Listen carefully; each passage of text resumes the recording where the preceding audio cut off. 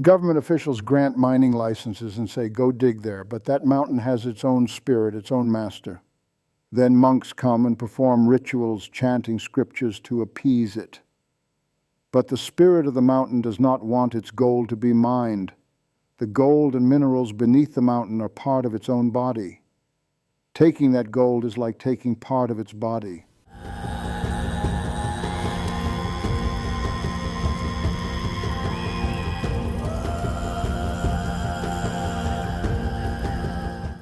Religion is being used to justify such actions. This means people are creating deeds that lead toward hell.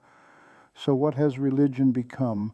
In a way, it has become an institution that fulfills human desires focused only on humans.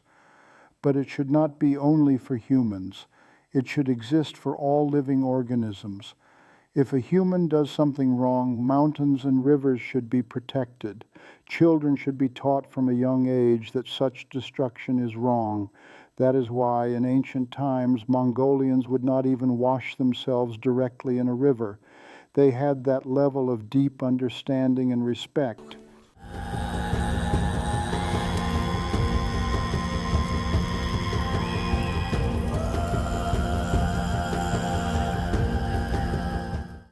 Not climbing sacred mountains is not a religious act. It is an ancient connection to ancestors. People connected to their lineage understand this. From above, ancestors would guide them. This is not right. Your parents and ancestors who created you would say that harming mountains, rivers, forests, and the earth is wrong. Instead, these should be loved and protected. In the 13th century and even before that, Mongolians strongly taught how to love and protect nature. Because of that, they were able to live well and remain strong. They understood these principles from very early times. But when religion entered, cairns were built on mountain peaks and rituals were performed there, often resulting in harmful actions.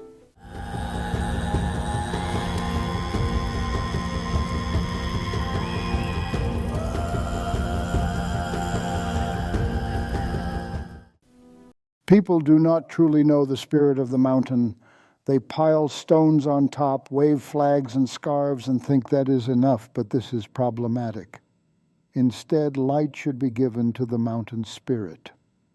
To illuminate the world means to give light and help to remove those who suffocate and exploit the mountain spirits and to free them. One should not climb to the very top of mountains. It is like standing on someone's head. It is enough to stay at the base and relate respectfully. Offerings, such as white dairy foods, represent interdependent respect. One can offer food or tea respectfully. But more importantly, when going there, a person should cleanse their own negative karma and harmful actions within themselves. That is what should be done.